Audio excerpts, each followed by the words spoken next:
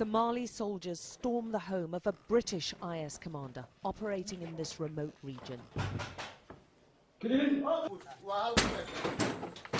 He fled into the Galgala Mountains, but not before recruiting and indoctrinating fighters, the first evidence of the so-called Islamic State reaching the Horn of Africa. The man with the bright orange beard is the commander, Abdul Qadir Moomin, a UK passport holder who lived in South London and still has links in the country. Here, he and some of his supporters are pledging allegiance to IS, having split from the Somali al-Shabab group.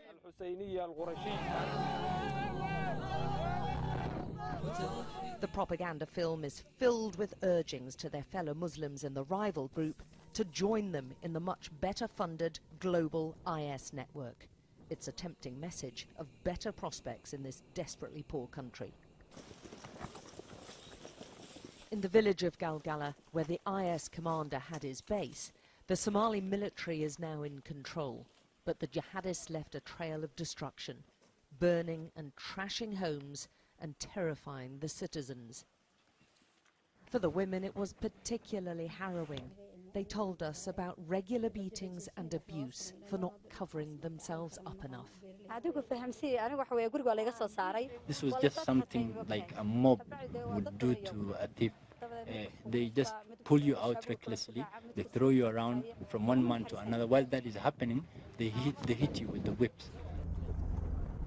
We were given a military escort for the 7-hour trip into the mountains.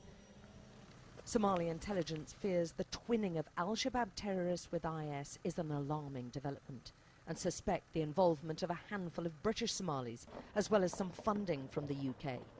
The key is containing the new IS branch here and stamping out sleeper cells further south. This has got to be one of the most difficult landscapes in the world to secure. Not only is it hugely inhospitable, the soldiers simply aren't here in enough numbers. They don't have good enough equipment, they don't have enough money, and they've got this vast area not only to defend, but to clear out. The soldiers have been fighting the homegrown al-Shabab terror group here for years. But IS, with its global reach and international funds, is a different prospect altogether. And the soldiers were keen to show us a robust response. We've been told that they have spotted a group of terrorists and they're planning to take them on. There they go.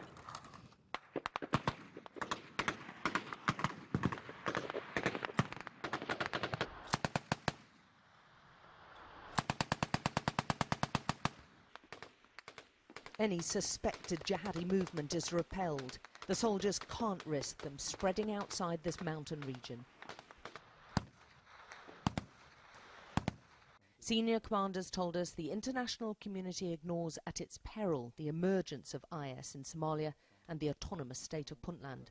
If Puntland is not helped to fight terrorism, there will be a breeding ground for terror here that will spread to the rest of the world.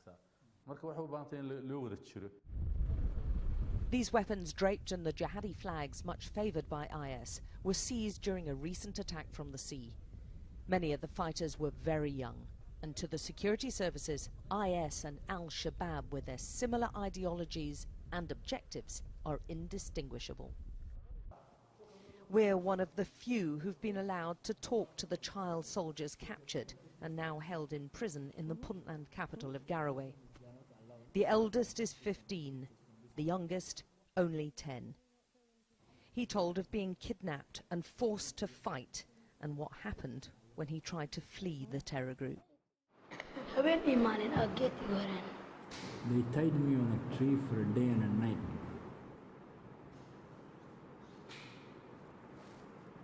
And then?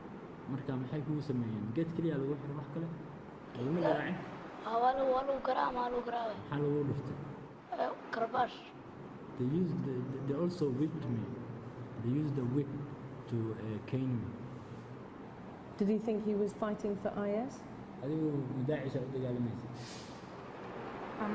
Yeah. ما يدري. Daacish مين أو dagaalamayo. كوحاها magaceedu waa Daacish. Yeah. I don't know the name.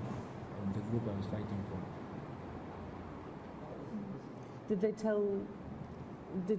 Were the boys told what the purpose of the fighting was? wiilashiina ma la idiin sheegay sababta aad u dagaalamaysaan?